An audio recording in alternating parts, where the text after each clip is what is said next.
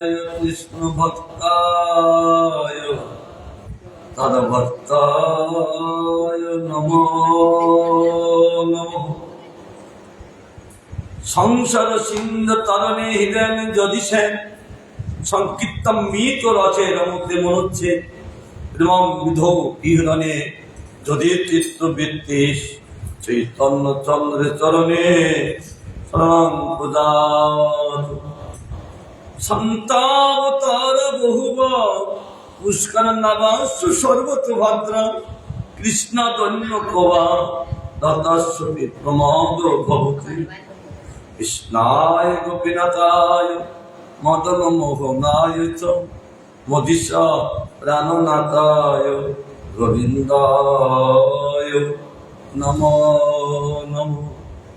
নারায়ণ নমস্কৃত্য নরং চৈব নরোত্তমঃ দেবী সরস্বতী ব্যাসং ততো জয়মুদীরয়ে।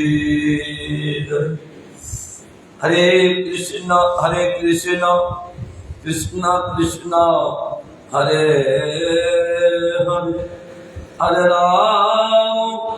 হরে রাম রাম রাম হরে হরে। গুরু বৈষ্ণব ভগবান দিনের স্মরণ দিনের স্মরণায় বিক্ষু বিনাশম অনাশ হয় নিজ বাঞ্ছিত পুরাণ। গুরু বৈষ্ণব ভগবান জয় যুক্ত হোক। আমাদের সেবা গুরু বৈষ্ণব ভগবানের রীতিনিমিত্ত হোক।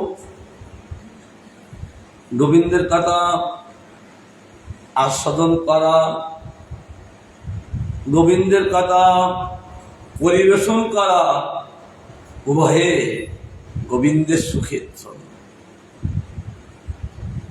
আমি শ্রবণ করব কেন? গোবিন্দের সুখের জন্য। গোবিন্দের কথা শ্রবণ করলে গোবিন্দ প্রসন্ন হন খুব, আর প্রসন্ন হলে কি হয়? আশীর্বাদ দান করে। আমি গোবিন্দের কথা আস্বাদন করব, পরিবেশন করব, তাও গোবিন্দের সুখের জন্য। সেবকের অন্য কোনো কার্য নয়, কেবল তার একটাই লক্ষ্য থাকবে, গোবিন্দের সুখের জন্য। আমরা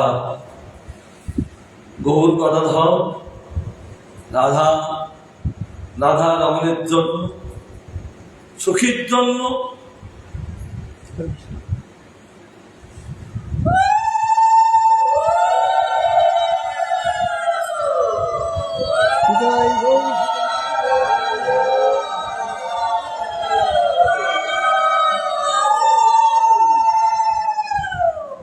গৌর গদাধর রাধা রাধা রমণের সুখের জন্য আমরা এখানে সমবেত হয়ে বসেছি। তার সুখের জন্য, আমাদের অন্য কোনো ভাবনা নাই, কেবল তার সুখের জন্য চিত্তে এই ভাবনা থাকবেন। আমরা কেউ বক্তা নই।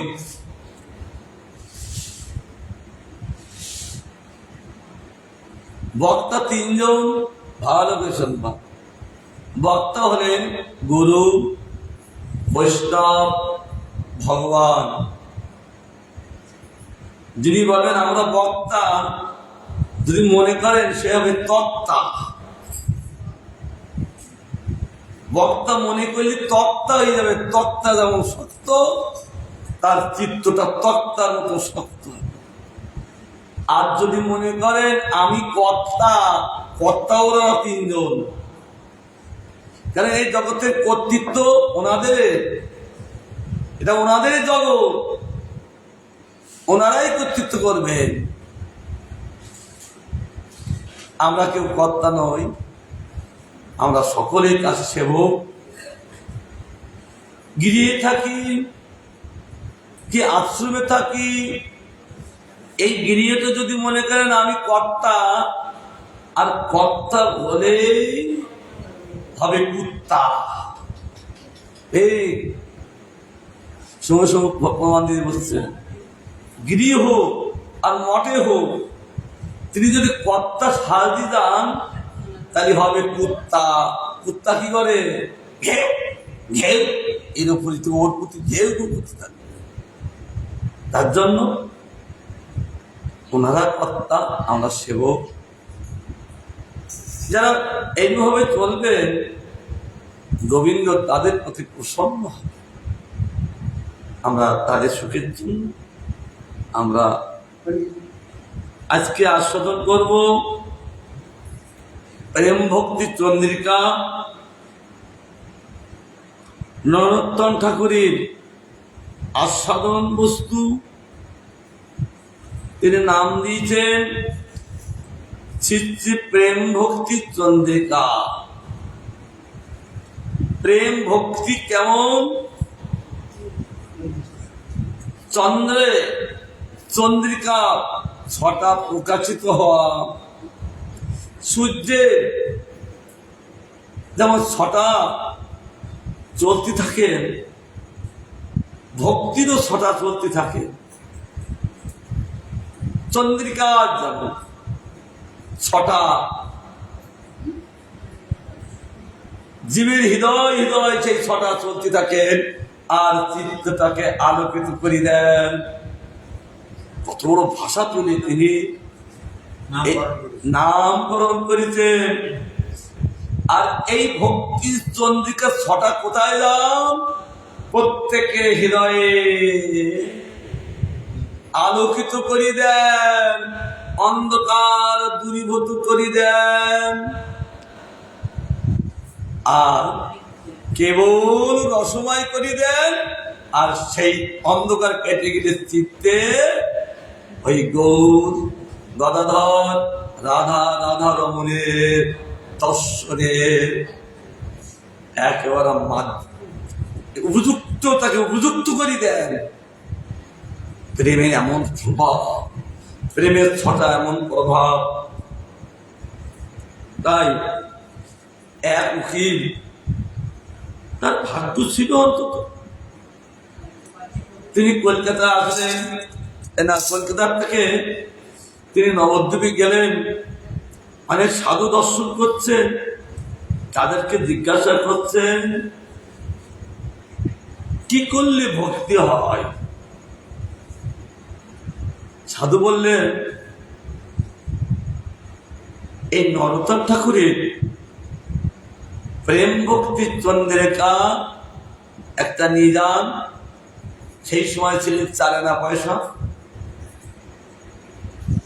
এর মধ্যে ভক্তি আছে।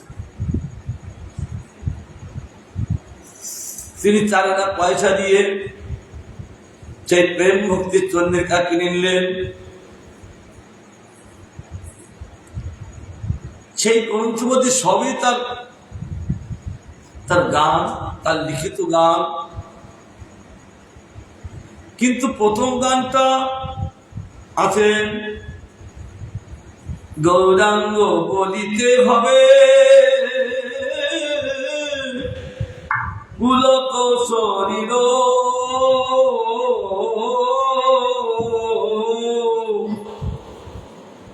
হরি হরি বলিতে ননে ভবে নির। সম্পূর্ণ তিনি পড়িয়ে নিলেন। কিন্তু এই প্রথম লাইনটা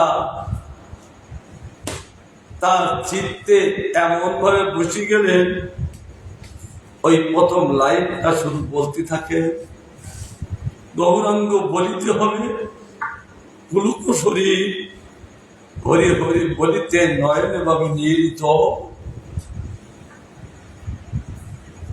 কখন, কার, কিভাবে সুকৃতি উদয় হবে একমাত্র গোবিন্দই জানেন।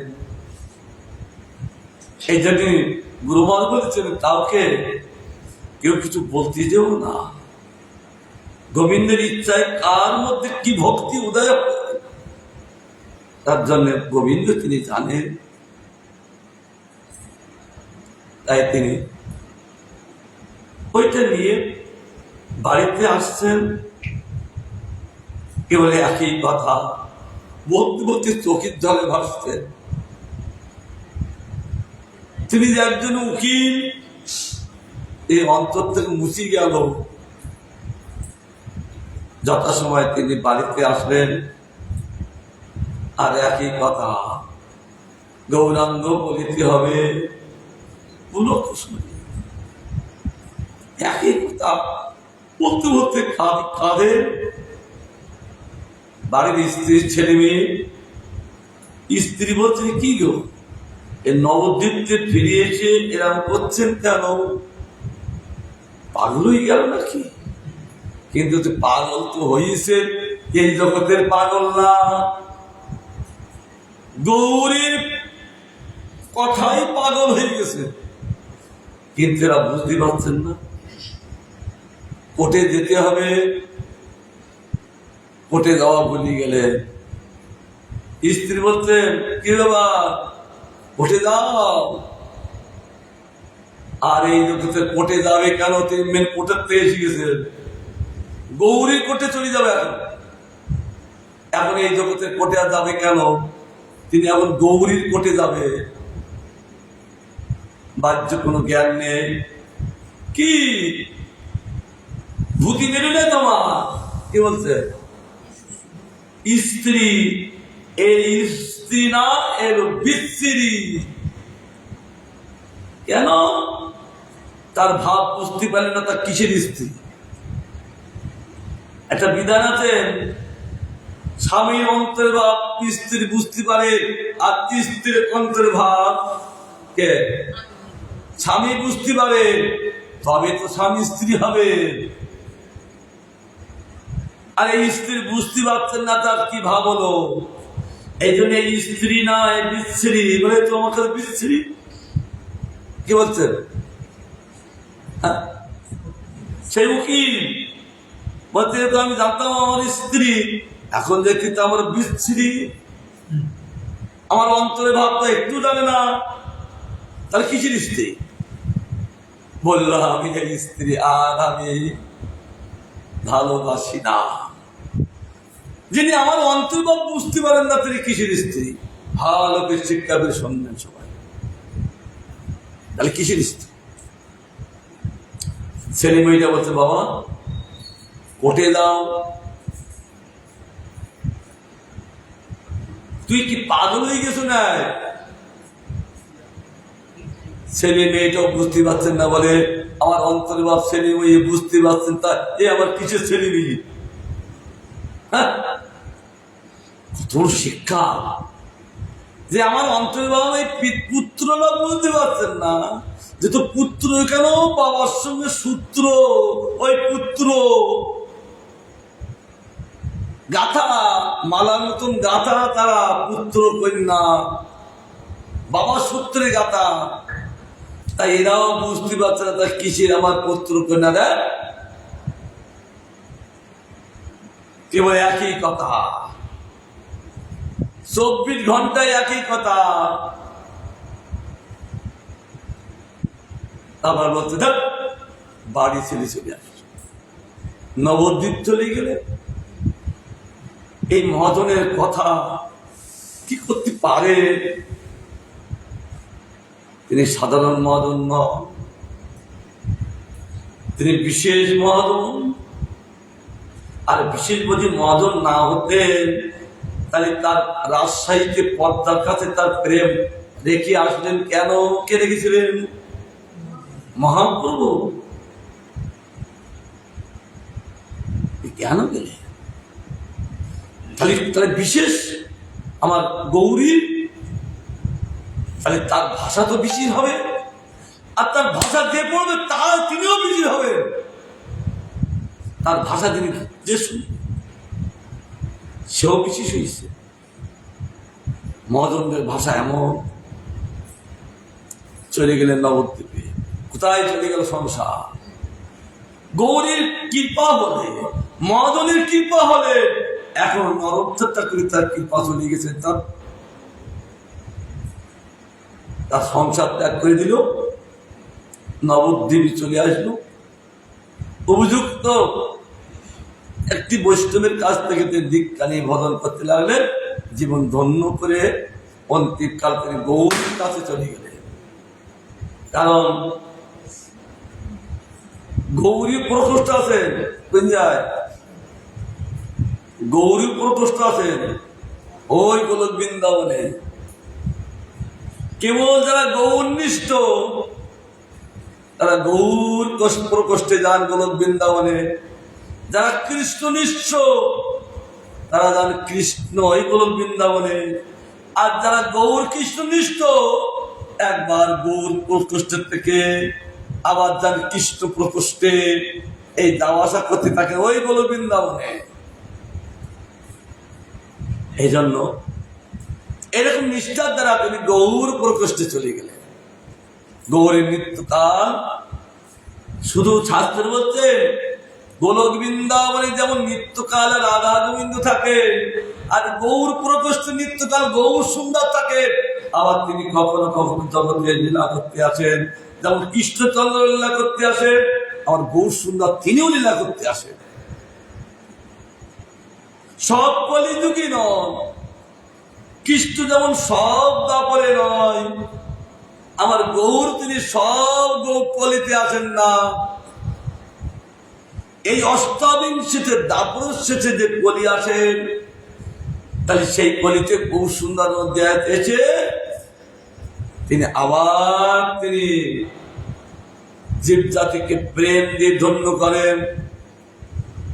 আর এর মধ্যে আর যত কলি, সেই সব জীব জাতি একটু গৌরীর কৃপা লাভ করেন না, তারা গতানুগতি চলতে থাকে। এই অষ্টাবিংশিতে দাপর শেষে যে কলি আসে, আমার গৌর সুন্দর গৌর রূপে এসে তিনি জীব জাতিকে কৃষ্ণ প্রেম দিয়ে জনি ঘোরা বন্ধ করে দিয়ে তাদেরকে নিত্যধামে পাঠিয়ে দেন। আমার গৌরী এত প্রভাব, কিন্তু কি করি আমরা এই বস্তু আস্বাদন করব? তিনি তুলে ধরেছেন সব।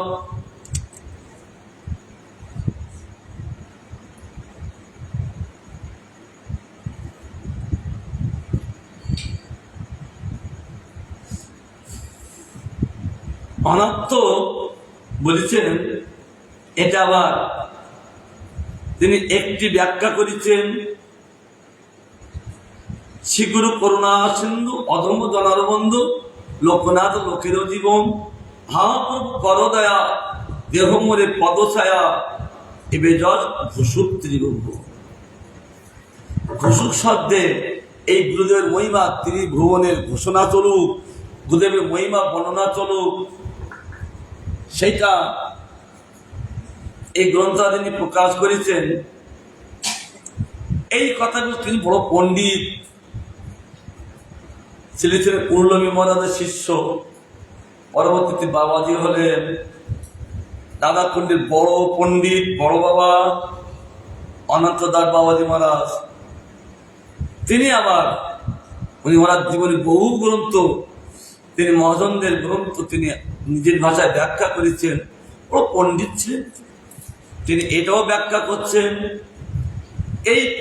এই দুটো লাইনের কথা তিনি ব্যাখ্যা করতে লাগলেন। বড় পণ্ডিত ছিলেন। বলছে অনাত্ম চতুর্বিধ, আর অপরাধ করা সেও থাকছে। আবার অনাত্ম চতুর্বিধ, কিন্তু অন্য জায়গায় বলে যে তো 4-4-16টা অনাত্ম। আর এখানে এই গানের অর্থ বলছে অনাত্ম চতুর্বিধ কি? দুষ্কৃতত্ব, সুকৃতত্ব, অপরাধত্ব ও ভক্তত্ব, এইগুলো 4 প্রকার। তবে প্রথমটা বলছেন দুষ্কৃতি হইতে উদ্দিত অনর্থকে ক্লেশের অন্তর্ভুক্ত বলা হইয়াছে। প্রথম দুষ্কৃতিতে কি হচ্ছে? অর্থাৎ ভালো তার কর্ম নয়, ভালো কর্ম করে তাহলে দুষ্কৃতি। তার থেকে উঠছেন কি? অনাত্ম অনাত্মকে ক্লেশ তার মধ্যে অন্তর্ভুক্ত আছেন, ভিতরে আছেন ক্লেশ পঞ্চবিধ: অবিদ্যা, অস্মিতা, রাগ, দেশ, অভিনিবেশ। এটা দুঃখ দেয় জীবকে। ভক্তমট্টবর্তী নিজ মুখে গান করেছেন, বার্ধক্য এখনো পঞ্চরোগে ক্ষত, কেমনে জীবন। পঞ্চরোগটা কি? এই ক্লেশ হলো রোগ। এই ক্লেশ আসা মানে জীবকে রোগে ফেলি দেন। প্রথম ক্লেশ এসে কি করে? শোকে ফেলি দেন, তারপরে তাকে রোগে ফেলি দেন। শোকটা হয় কোথায়? বলো, শোকটা কোথায় হয়? যদি মারা যায় শোকটা হয় মনে, আর রোগটা হয় দেহে। তাই ভক্তভক্ত আক্ষেপ করে বলছে বার্ধক্যে এখন আমি পঞ্চরোগী হত। কেন? শোক হলে তার রোগ হবে। আগে কোনদিন দেহের রোগ হয় না। রোগটা কোথা থেকে আসে? এই মন শোক করি। তোমাকে আমি কিছু এমন বললাম, কটু কথা বললাম, যে তুমি যে অন্যায় করোনি, কিন্তু অন্যায় করি তোমার বেশি কথা বললাম, আর মন ওইটা ধরতে পারে খুব। মন যেগুলো ধরার কথা সেগুলো না ধরে বিপরীতটা ধরি, তাকে একেবারে টেনশনে ফেলে দেয়। তারপর পেনশনে নিয়ে আসে, স্টপ করে দেয়, আর লাস্টে স্টপ করে দেয়। এই রোগটা বর্তমান চলছেন বেশি। লাস্টে তাকে স্টপ নিতাই গৌর হরিব। এই জন্য বলছেন এটা পঞ্চ ক্লেশ অর্থাৎ পঞ্চ রোগে ফেলি দেয়। তাই তিনি আক্ষেপ করে বলেছেন এগুলো বিশেষ। কি কি বললাম? অবিদ্যা, অবিদ্যার থেকে অস্মিতা চলে আসছে, অস্মিতার থেকে রাগ চলে আসছে, রাগ থেকে দেশ চলে আসছে, আর দেশ থেকে অভিনিবেশ চলে আসছে। অবিদ্যা কাকে বলেন? অবিদ্যা বলে তো অনিত্য বস্তুতে নিত্য বস্তু। এই জগতে বস্তু সব অনিত্য, এই অনিত্য বস্তুতে নিত্য বুদ্ধি, আর নিত্য বুদ্ধিতে অনিত্য বুদ্ধি। এইটা হলো জীবের অবিদ্যা। আর অসুচিতে সূচি জ্ঞান। জগতের বস্তু বলতে সব অসুচি, তবে তাকে কি করেন? তাকে বলে ভালো সূচি। আর দুঃখকে সুখ বুদ্ধি, আর অনাত্মকে আত্মবুদ্ধি। তিনি দুঃখকে সুখ বুদ্ধি মনে করেন। কেন?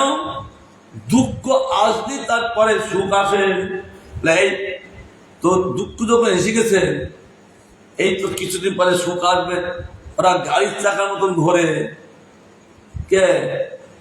সুখ আর দুঃখ মানুষের জীবনকে আশ্রয় করে এরা অবস্থান করেন। আবার যখন দুঃখ আছে তার 100% গ্যারান্টি সুখ হবে তার। আবার যখন সুখ হবে তখন খুব আরাম করে বেড়ায়, বলতে এত আরাম করো না, দুঃখ কিন্তু অনিবার্য। গাড়ির চাকার মতন ঘুরতে থাকেন, একবার সুখ একবার দুঃখ, এরকম মানুষের জীবনে চলতে থাকেন। আবার কোথায় এরা কোথায় থাকেন? সুখটা কোথায় হয়? দুঃখটা কোথায় হয়? বলো তো দেখি। মনের হৃদয়, মনের সুখ এই আগে সুখটা কোথায় হয়?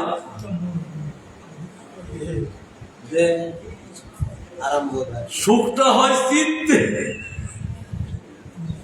বলতে পারলে নাকি? সুখটা হয় চিত্তে। বলে চিত্তে খুব সুখ, এগুলো বলে না, তোর বলতে পারছো না। আমি প্র্যাকটিক্যাল কথা বলছি, শুনতে সব মধুর লাগবে। সুখটা হয় চিত্তে আর দুঃখটা হয় মনে। আর মন নিয়ে শোক করেন, শোক করে রোগে ফেলে। এই দুইটাই ভালো না। সাধু তারা দুটোকে চায় না, দুঃখকে চায় না, সুখকে চায় না। তবে আবার একজন ব্যক্তি দুঃখকে চেয়েছেন, কে? হ্যাঁ, কুন্তী দেবী, এটা সবাই জানে। একজন চেয়েছেন কুন্তী দেবী কি দুঃখ, কেন? গোবিন্দকে সবসময় লাভ করার জন্য। একদিন কি যুধিষ্ঠির মহারাজ, কৃষ্ণ অনেকদিন চলে গেছেন দ্বারকায়, যুধিষ্ঠির মহারাজ কাঁদছেন কৃষ্ণ কিনা দেখি। কৃষ্ণ যদি না থাকে, না আসে, না থাকেন, তা কিসের আমার রাজিত্ব, কিসের রাজা? তিনি কাঁদতে লাগলেন। ভীম ভীম বলছেন, দাদা তুমি কাঁদছো কেন? আমি কৃষ্ণকে দেখতে পাচ্ছি না, কৃষ্ণ আসছেন না। দাদা কাঁদছেন, এখন কৃষ্ণগত প্রাণ। দাদা কাঁদতে লাগলেন, ঠিক আছে দাদা, আমি এক্ষুনি কৃষ্ণকে আনছি। দাদা তোমার কৃষ্ণকে দেখে তোমাকে সুখী করাবো। আমরা এই জগতের জিনিসপত্র দেখে খুব সুখী হই, আর কৃষ্ণ ভক্ত কৃষ্ণকে দেখে সুখী হয়। কত তফাৎ! কৃষ্ণ ভক্ত কৃষ্ণকে দেখে সুখী হন। বলে আমি দাদা, আমি এখনই নিয়ে আসছি। কি করলেন? নিজের হাতে কি থাকে? হ্যাঁ, কি গোদা না গদা? হ্যাঁ, আর গোদা কাকে বলে? বলে এগুলো দক্ষিণ ভারতে খুব আছে, এই মোটা মোটা হাইজান। উড়িষ্যা আছে, বাঙালিদের কম দেখি। ওদের ওই উড়িষ্যার দক্ষিণ ভারতে দেখি, ওরে মায়েদেরও আবার পুরুষদেরও এই দুই এই মোটা মোটা হয়ে যা গোদা গোদা। উড়িষ্যাও দেখলাম, যাই তো আমি, অধিকাংশ দেখি ওরা গোদা গোদা, খুব কষ্ট পায়, রোগ বিশেষ। কিন্তু বাঙালিদের এই রোগটা দেখলাম কেন? বাঙালি একটু ভালো আছে, গৌসুন্দর এসেছেন বলে একটু ভালো আছে, গৌসুন্দর কৃপায় এদের এই রোগটা নাই। কিন্তু উড়িষ্যায় দক্ষিণ ভারতে মহাপুরু গিয়েছেন, কিন্তু বাংলায় তো বিশেষ হয়েছেন। বাংলায় তো আনাংলা, তো যে নাংলা না, এই নাংলা করার জন্য গৌরসুন্দর এসেছেন। একদিন প্রভুপাদের শিষ্য, তিনি পাঠ করছেন কি, একটা পয়ার বলছেন কি, ভালো কিছু না, পয়ারটা এলো উনি নিজে তো নিজে এই যে মাথা নিজে পাঠ করেন, দেখেছো তো? প্রভুপাদের শিষ্য গুরু মাধব অপার করুণায়, গৌরসুন্দরের করুণায় অনেক প্রভুপাদের শিষ্যদের দর্শন পেলাম। তা তিনি পাঠ করছেন, বলছেন বাঙালি মুসনায় উড়িয়ে এক জন্তু, লাভ দিয়ে গাছে ওঠে, লেজ নাই কিন্তু।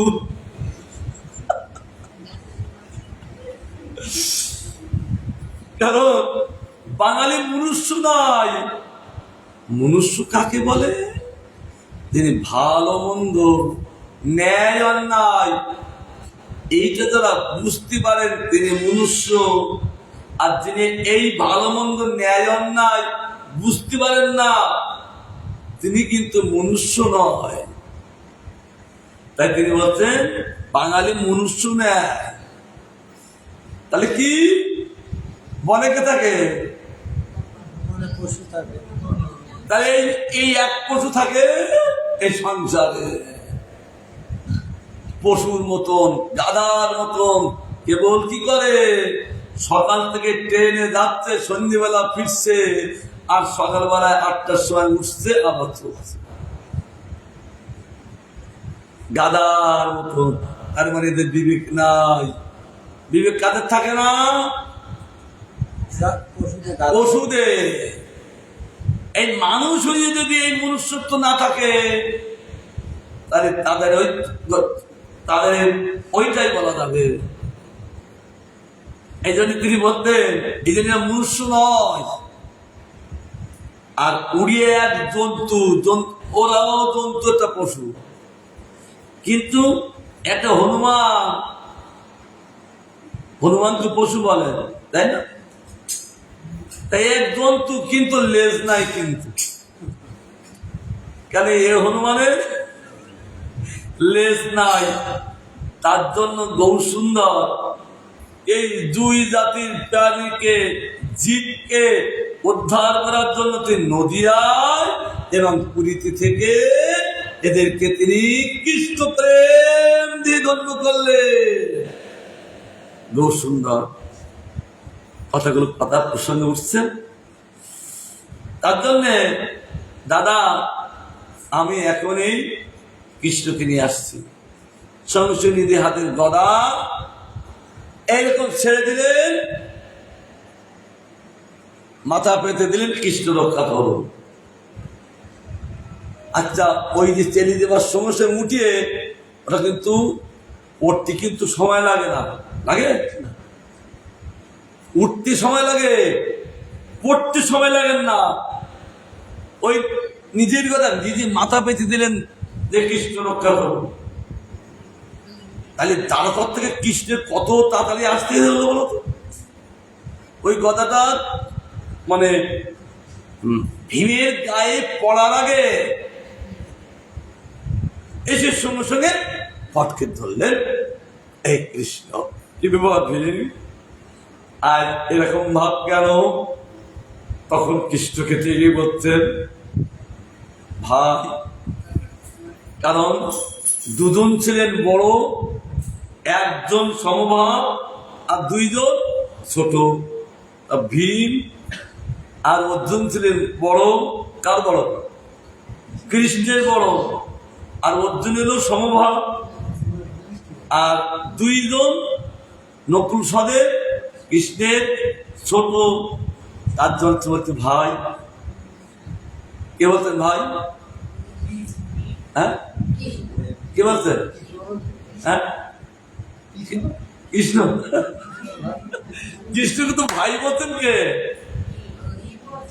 ভীম। ঠিক বলেছে, ভীম বলছেন ভাই, যে তো ছোট ভাই। কি ভাই?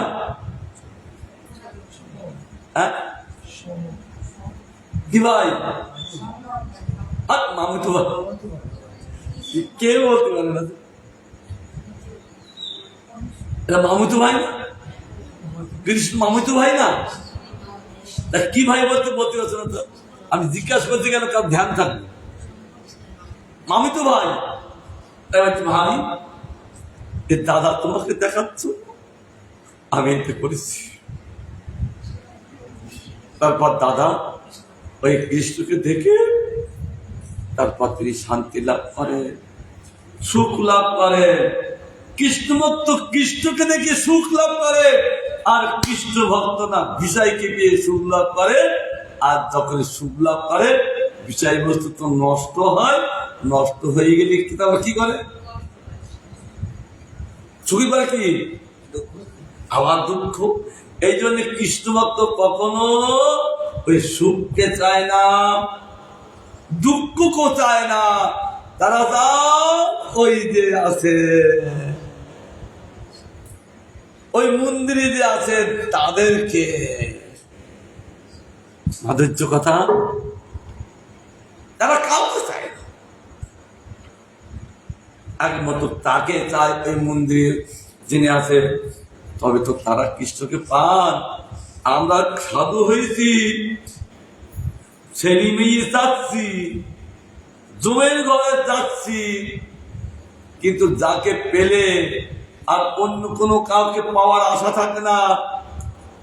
এই যে প্রচারে যাচ্ছি তো এই শিবে বলছেন, আমরা বাংলাদেশে এক জায়গায় গেছি, জায়গার নাম পারুলিয়া। সেখানে পাঠ কীর্তন করি, আমরা ওপরে বসেছি প্রসাদ পাবো বলি। স্বামী স্ত্রী এসে গেছেন। স্বামীটা বলছেন, দেখুন একটা মাত্র ছেলে, এই মাকে খুব মারে।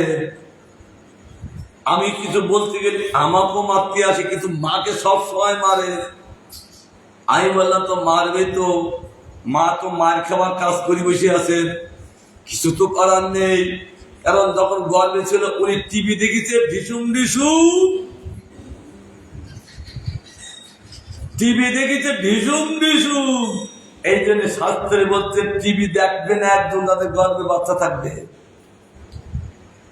কারণ মা যা দেখবে ওইটা মা আনন্দ করলো না, ওই আনন্দ রস চলে গেল কার কাছে? পুত্রের কাছে। পুষ্ট হচ্ছেন। আর যদি হরি কথা শুনতেন, গীতা পড়তেন, ওই গীতা অমৃতরস তার কাছে যেত, সে সৌন্দর্যামৃত হতো। এই জন্যে যাদের ঘরে বাচ্চা থাকবে কখনো টিভির ধারে যাবে না। ওই টিভি বাবা, টিভি আর বিবি, হ্যাঁ, ধারে যাবে না। আমি তোমার মাঝে তুমি খাবা, ডাইরেক্ট বলে দিলাম তাদেরকে, কেন তুমি এই অন্যায় করেছো, তার অন্যায় ফল এখন তুমি ভোগো। তুমি যদি গীতা ভাগবত তোমার হরিনাম করতে, তাহলে এই ভীষণটা খেতে হতো না, চোখের জলে বাচ্চার কিছু করার নেই। কেন তোমার মা তুমি খাবে, তাকে অন্য খাবে। তখন তার বাবা এরকম বলছেন, মারা সত্যি বাস্তব কথা বলছে। তার জন্য পুত্র উৎপাদন করতে গেলেও এরকম যাবে। তাই এখানে তারপর কৃষ্ণকে দেখে তারা সুখী হলেন। তাই বলছেন অবিদ্যার লক্ষ্য তো ভালো শুনবেন, অনিত্য বস্তুতে নিত্য বুদ্ধি, আর অসুচিতে সূচি জ্ঞান, আর দুঃখে সুখ বুদ্ধি, অনাত্মতে আত্মবোধ। যে বস্তু নয়, নষ্টই যাক, তাকে আমার বলে আত্মবুদ্ধি বোধ জ্ঞান করা। এটা হলো জীবের একটা ক্লেশ। অস্মিতা তাকে বলেন অর্থের অহংকার। অর্থ পেলে অহংকারে সে উপস্থিত হন। কিন্তু কথা কথা বলে কি অহংকার, বলো? হ্যাঁ হ্যাঁ, অহংকার হলে তার 100% গ্যারান্টি তার পতন অতি অনিবার্য। কারণ পরহ করে না, গরিব তো মোটে করে না, আরো নিজের গৌরবে চলতে থাকে, জানতে অল্প দিনের মধ্যেই ও পতন হবে। এই একটা বিরাট ক্লেশ। কেন আগে অহংকার করছিল, আর যখন সব চলে গেল কি করতে লাগলো? ক্লেশ। অর্থের অহংকার এলো, অস্মিতা, ক্লেশ। এই রোগ, রাগ, সুখানুসরণে কামনা ও আসক্তি। সুখের জন্য কেবল কামনা, তার মধ্যে আর সত্যিকার সুখ হলো না। সুখের জন্য তিনি কামনা বাসনা আসক্তি করতে গেলেন। যেমন একটা পুত্র হলো, কি আসক্তি, কি কামনা করে একটা পুত্র হলো, পুত্রটা মারা গেল, তারপর কি হলো? হ্যাঁ, ক্লেশ লাভ করলো। তার বলতে এটা একটা দুঃখ। দেশ দুঃখ বা তৎকারণে দূর করিবার ইচ্ছা, দেশ একটা হিংসা। আর এই রাগ আর দেশ জীবের মধ্যে থাকবে। অনেক বছর সাধু হয়েছে, তার সাধুদের রাগ দেশ কেন? অনেকে আমার সঙ্গে বলছেন সাধুদের রাগ দেশ কেন? আমাদের থাকবে না কেন? সাধু হয়েছি বলে যে রাগ দেশ চলে যাবে, এ তোমার আমার ইচ্ছার মতো রাগ দেশ চলে যাবে না। ওই ওনাদের ইচ্ছায় মন্দিরে যে বসে আছে তার ইচ্ছায় রাগ দেশ চলে যাবে। রাগ শব্দে আসক্তি, দেশ শব্দে হিংসা।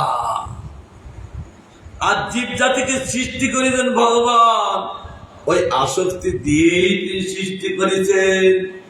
তার জন্য মানুষ গিরিয়ে আছেন, মঠে আছেন, ওই ধর্মশালায় আছেন, চাকরিতে আছেন, যেখানে আছে আসক্তি, কি আর কত আসক্তি, ঘর নাই, দরজা নাই, বানরের মতন আসক্তি অন্য কোনো প্রাণী নয়। এত আসক্তি, কারণ আসক্তি না দিলে জীব জাতিকে এই জগতে রাখা যাবে না। জীব জাতিকে আসক্তি দিয়ে তিনি জীব জাতিকে রেখেছেন ভগবান। তার জন্য রাগ থাকবে, আসক্তি। আবার দেশ হিংসা থাকবে। কি ছেলে, কি মেয়ে, কি ভগবানের অনন্ত জীব, সব জীবের মধ্যে এই রাগ আর দেশ আছে। কারণ মায়ের দুটো স্তন থেকে এই রাগ দেশ দুদিন ধারা মতন সন্তানের মধ্যে প্রবেশ করেন। সৃষ্টির আদি থেকে এইগুলো সন্তানের মধ্যে প্রবেশ করেন। এই জন্য মায়ের যে স্তনের নাম, একটা স্তনের নাম রাগ, একটা স্তনের নাম দেশ। আমরা প্রত্যেকে সেই স্তন দুটো আমরা পান করেছি, আর দুধের সঞ্চার হবে সেই রাগ দেশ সন্তানের মধ্যে প্রবেশ করে। তার জন্যে পরম্পরায় রাগ দেশ থেকে যায়, এটা পরম্পরায়। তার জন্য কেউ বলতে পারবেন না ওর রাগ নেই, ওর দেশ নেই। সকলের মধ্যে এই রাগ দেশ থাকে। ওটা দূর করবার ইচ্ছা, কিন্তু দূর করতে পারেন না দেশ। অভিনিবেশ কি? তিনি ভগবানকে দর্শন করছিলেন, দর্শন করতে দ্বিতীয় বস্তুর মধ্যে, বিষয়ের মধ্যে অভিনিবেশ করলেন। এবার তার মধ্যে ভয় এসে গেল। অভিনিবেশ হলে মরণের ভীতি। এখন মরণকে খুব চিন্তা করেন। এর জীবের অনাত্ম পঞ্চক্লেশ, এর থেকে কি করে রেহাই পাবে? আবার এই সুখ দুঃখ সাংঘাতিক কষ্ট দেয়। কোথায় বসে? ওর অন্য জায়গায় না, এই ভূমিতে বসি না, প্রত্যেকের জীবের এখানে বসে লড়াই করে। কোথায় বলেছেন? কোথায় বলেছেন? কোথায় বলেছেন এই সুখ দুঃখ এখানে বসে লড়াই করে? কোথায় বলেছেন বলো? কোথায় বলেছেন? এই যে সুখ দুঃখ চিত্তে যে লড়াই করছে, এটা কথাই বলেছেন, গীতায় বলেছেন। কত অধ্যায়ে? পঞ্চদশ অধ্যায়ে পুরুষোত্তম যোগে 5 নম্বর শ্লোকে, নির্মন মোহা সঙ্গ দোষা অধ্যাত্ম নিত্যা বিনিমিত্ত কামা দ্বন্দ্বই মুক্ত সুখ দুঃখ সঙ্গই গচ্ছন্তি মূঢ়া পাদম অব্যয়ন্ত। গীতায় একদম পরিষ্কার করে বলেছেন, পুরুষোত্তম যোগে 5 নম্বর শ্লোক পড়ি দেখবা, পেয়ে যাওয়া। এগুলো মুখস্থ করতে হবে যদি এই কেলেশ থেকে উদ্ধার হতে চাও, সুখ দুঃখ থেকে উত্তীর্ণ হতে চাও। কৃষ্ণ ভক্ত সাধন বোধন করে এই সুখ দুঃখ থেকে উত্তীর্ণ হতে হবে। তবে ওই মন্দিরে যিনি আছেন তাকে লাভ করতে পারবেন। তা না হলে, এই সুখ দুঃখের থেকে উত্থিত না হলে কখনো ভগবান সুখে সুখী হতে পারবেন না। আমরা তো দীক্ষা নিয়েছি, কিন্তু কেউ বলতে পারবেন না আমি সুখী। হয় বৌমার জ্বালা, হয়তো ছেলের জ্বালা, হয়তো স্বামীর জ্বালা, হয়তো পুরুষের জ্বালা, স্ত্রীর জ্বালা। যত লোক যেখানে যাচ্ছি, এই 4 মাস ঘুরছি, আর শুধু আমাদের সঙ্গে বলে। আচ্ছা, এইগুলো আমাদের সঙ্গে বলে কি সাধন বদন চলে? বল না। কিন্তু তারা জ্বালা চোটে সাধুর কাছে একটু বলি খালি করে। কেন? সাধুর সঙ্গে বলা মানে এই ক্যাসেটটা একটু কমানো, যেহেতু সাধু আবার তাকে সান্ত্বনা দেয়, তাদের একটু আগুনটা জ্বালাটা কমে যায়, জল দুটো চলতে থাকে। প্র্যাকটিক্যাল ঘটনা, প্র্যাকটিক্যাল দেখলাম মায়াপুরী। আমি তো প্রায় 40 বছর ধরে প্রায় পরিক্রমা করছি, 1 বছর না গেলে ধরো থাকতে পারি। আমাদের পরিক্রমা মায়াপুর পরিক্রমা, সেখানে আমি একজন কি কাজের জন্য পিছিয়ে পড়ে গেছি, আগে যেতে পারিনি। দেখবি লাস্টে দুটো বুড়ি গল্প করতে করতে যাচ্ছে।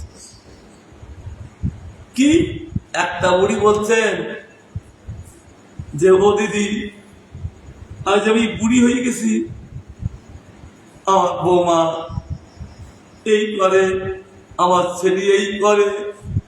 আর ও দুটো বলছে, যাকে বলছে, আর তার ভিতরে কিন্তু আগুন কি উপরে উঠে আসছে। এর কথা বলতে বলতে না বলতে ও তখন বলছে, ও দিদি তুই কাকে বলছি, আমি আমার এত বয়স হয়েছে, আমার বুড়ো এখন মারে রে। আমি বলছি, বাবা নবদ্বীপ পরিক্রমা হচ্ছে। আমি বললাম, বাবা কি সুন্দর নবদ্বীপ পরিক্রমা। গৌরী চিন্তা না করিয়ে ওই নবদ্বীপ দিয়ে সংসারের। আর বেশি তো মায়েদের একটা স্বভাব আছে, দিদির সঙ্গে দেখা হলে মুজি যায়। মায়েদের একটা বিশেষ সময় ওই দিদি দেখালে দিদির সঙ্গে কথা বলা বিদেশি গেল। আরে মাত্র তাদের সঙ্গে সঙ্গে আমি বললাম, তো পিছিয়ে করিস তো তাদের বাবা সুন্দর পরিক্রমা আছে নবদ্বীপ পরিক্রমা। সাধুর মুখে হরিকীর্তন না শুনে ওই দুজন তখন ওই তারা। এইগুলো তো বিরাট বদভ্যাস। এত দুঃখ করলে কি করে সুখ পাবেন? আমিও সুখ নেই, সংসারে সুখ নেই, মঠেও সুখ নেই, আবার সব জায়গায় সুখ আছে। প্র্যাকটিক্যাল কথা বলবো আমি। আবার সব জায়গায় সুখ আছে, গৃহ সুখ আছে, মঠেও সুখ আছে, ধামও সুখ আছে, সর্বত্রই সুখ। যেহেতু এই সুখ, এই জগৎটাই সুখময় জগৎ, আমি দেখছি দুঃখময় জগৎ।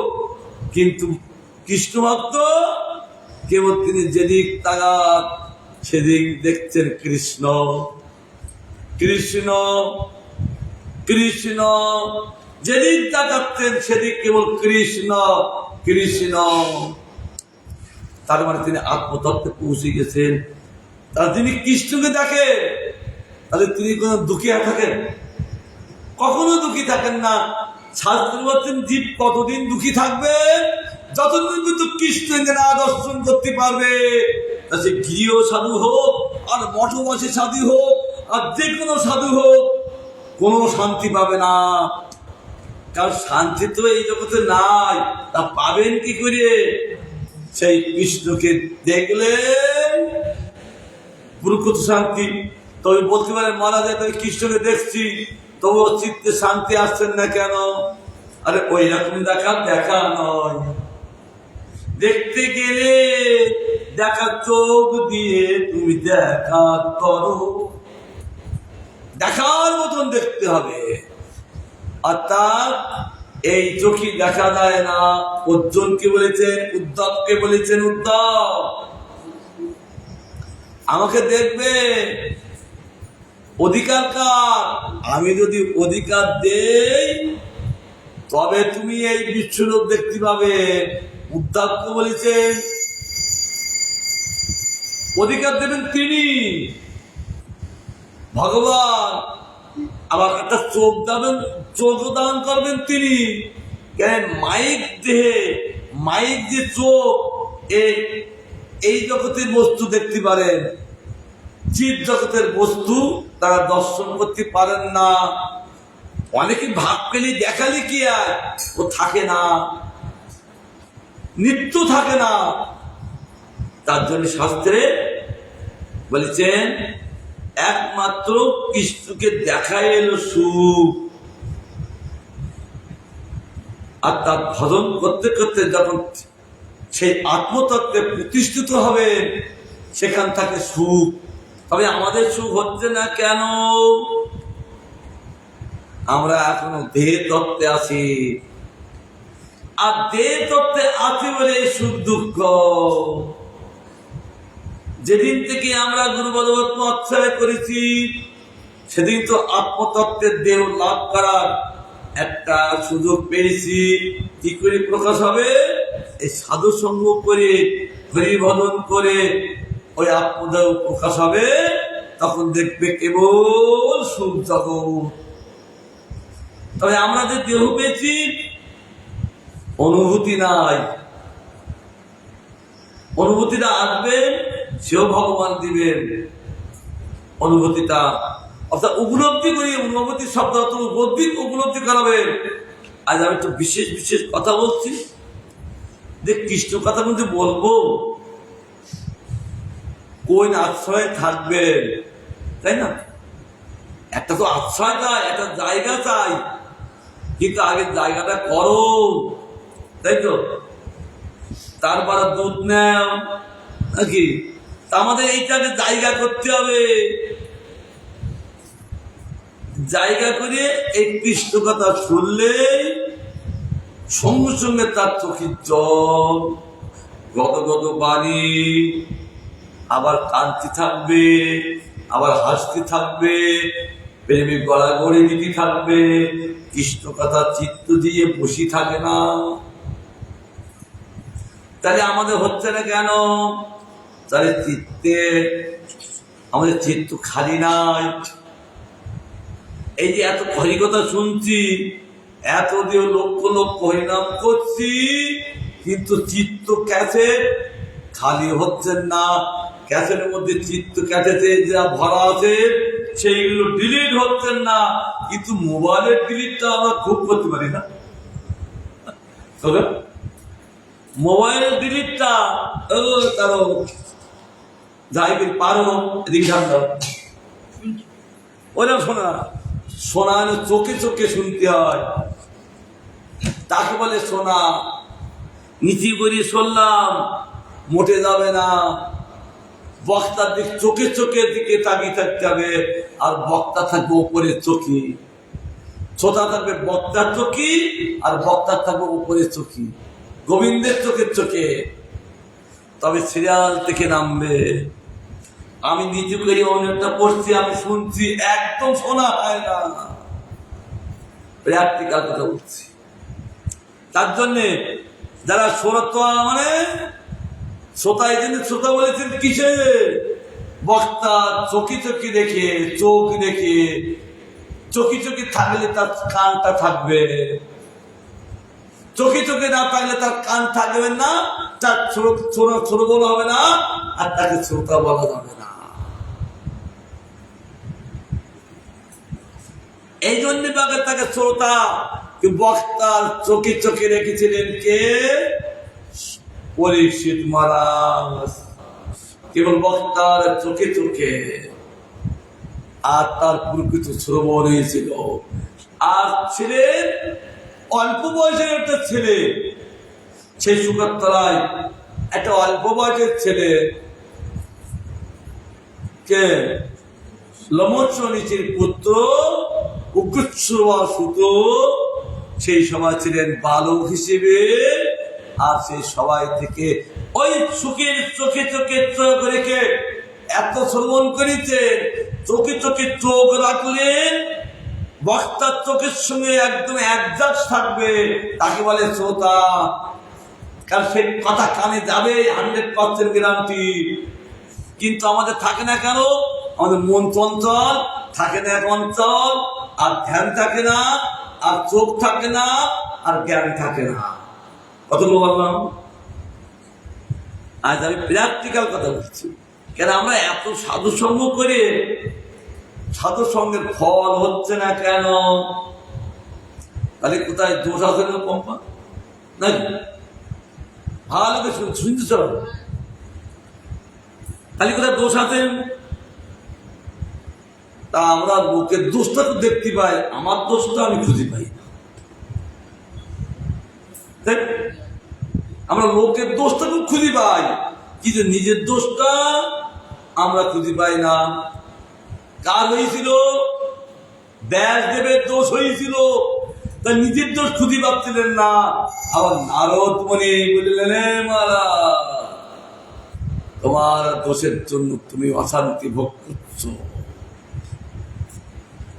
তিনি যখন বলে দিলেন তোমার এই দোষ, কারণ নিজের তো নিজে কখনো খুঁজে পায় না, বুঝতে পারেন না, বলে আমি কোনো দোষী না, আর বলতে তুমি তো দোষী। নিজের তো নিজে ধরতে পারেন না, তার জন্য আর একজন ধরি দেন। এই জন্য অসুবিধা হচ্ছে কোনটা, যে আমি নিজে যে আমি দোষী, আর বদ্ধ জীব মাত্রে দোষী, অনন্ত কোটি জীব দোষী, বদ্ধ জীব মাত্রই দোষী।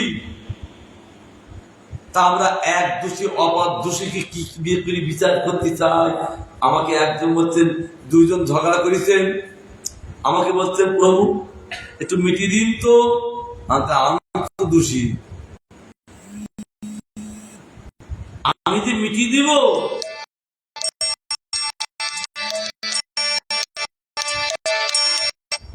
বলছে আমি তো মিটিয়ে দেবো, তা আমি তো দোষী। আর দুজন ঝগড়া করতেন, আপনারাও দোষী, তাহলে তিনজন তো দোষী, কে কে মেলাতে পারে?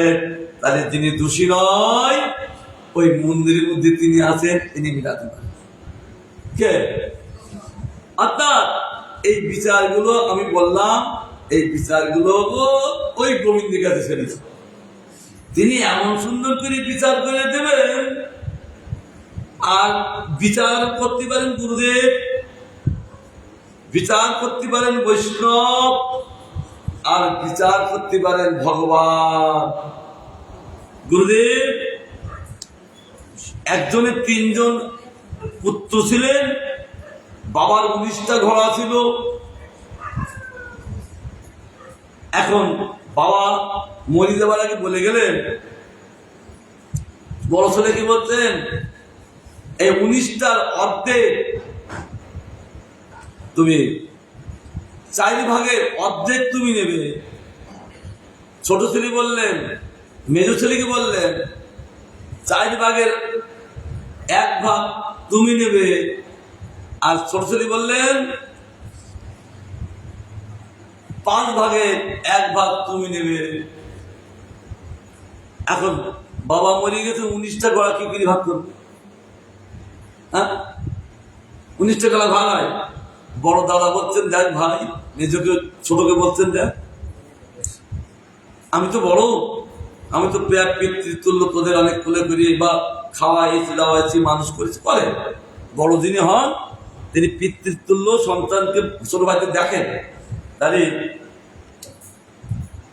তা এক কাজ কর, আমার 10টা দে, আর তোরা একজন 5টা নেন, আর একজন তাহলে 4টি নেই, তাহলে 10 আর 9 19টা, তাহলে সমস্যা মিটি যায়। তা বলছেন, দাদা দেখ তুই তো বড়, তুই পিতৃতুল্য, পিতৃরা কি করেন ছোটদের বেশি দেয় না, তা তুমি ছেড়ে দাও, তুমি 9টা নাও, আর আমাদের 5 10, আর মিটাতে পারে না। তা বাবারা গুরুদেব ছিলেন, সেই গুরুদেবের কাছে গেলেন, বলছেন দেখুন আমাদের 3 জনের ঝগড়া বেঁধে গেছেন, আমরা ঘোড়া ভাগ করতে পারছি না, আপনি ভাগ করে দিন, আর আমাদের এই দোষগুলো কাটিয়ে দিন, এই ভালো বিচার করে দিন, আমরা বিচার করতে পারছি না। গুরুদেব বোঝায় আর কোন ব্যাপার নাকি, বলছে এই আমার কি এত সহজ, কিন্তু বাবাদের বলে গেলেন সেই তোমরা সে তুমি পাচ্ছ না। এই দেখো, তোমার বাবা আমার শিষ্য ছিল, তোমার বাবা সৎ ছিল, কিন্তু তোমরা বাবার কথাটা ধরতে পারছো না, আমি তোমাকে বুঝিয়ে দিচ্ছি। সঙ্গে সঙ্গে গুরুদেবের একটা ঘোড়া ছিল, আর গুরুদেবের ঘোড়া ওই 19টার জায়গায় 20টা করে দিলেন। যখন 20টা করে দিলেন, আর এটা কটা এলো 20টা, বড় ভাইকে 10টা। এবার আর বলে গেছিলেন বাবা 4 ভাগের 1 ভাগ, তাহলে 4 5 20, মেজুবা দিল 5টা, আর বলে দিতেন 5 ভাগের 1 ভাই, চারি পাতা 24টে, ছোট ভাই দিল 4টে, আর নিজের ঘোড়াকে নিয়ে চলে আবার আশ্রমে চলে গেল। বুঝতে গেল? আর নিজের ঘোড়া নিয়ে আবার তিনি আশ্রমে নিয়ে চলে গেলেন। এদের সমস্যা আমি ঠিক নেই। এই জন্য সমস্যা যিনি দোষী না, যিনি বিচারক, এই জগতে আমরা কেউ বিচারক না। ও কোর্টে হোক আর যেখানে হোক, যেখানে সালিশ হোক, ওই বিচার করতে যে দোষ ত্রুটি থেকে যায়, মেটেই না। কারণ আমি তো কেউ বিচারক না। আর যিনি বিচারক তার হাতে ছেড়ে গেলেই সব সমস্যা সমাধান নিদান। আজ আমরা পঞ্চক্লেশের কথা বলতে যে আমরা এতগুলো কথা আস্বাদন করলাম, এটাই এর মধ্যে তুলে রেখেছে নরোত্তম ঠাকুর, যে কৃষ্ণ প্রেম তো লাভ করবো, এর থেকে মুক্তি হও আর সুখ দুঃখের হাত থেকে উত্তীর্ণ হও। কারণ তোমার চিত্তটা দাঁড়াচ্ছে সুখ দুঃখ, এই যে দ্বন্দ্ব, দ্বন্দ্ববী মুক্তা সুখ দুঃখ সঙ্গে। দ্বন্দ্ব মানে কি? লড়াই। কোথায় বসে? এই সুখ দুঃখ লড়াই করছে আমাদের জায়গায় বসে। যার চিত্তে এরা লড়াই করছে, তাহলে সুখী না, তার চিত্তকে জ্বালিয়ে দিচ্ছে। তার জন্য কৃষ্ণ ভক্ত বলছেন সুখ ভালো না, দুঃখ ভালো না, এর থেকে যদি রক্ষা পেতে চাও এই দুইটাকে ছাড়ো আর ভজন করো, তাহলে তোমার চিরশান্তি আসবে। এই বলে আমার গোবিন্দ বিশ্রাম দিচ্ছি। 1 ঘন্টা হয়ে গেছে। বাঞ্ছা কল্পতরুবর্ষ কৃপা সিন্ধু পেবচ পতিতানাং পাবনভ্যো বৈষ্ণবে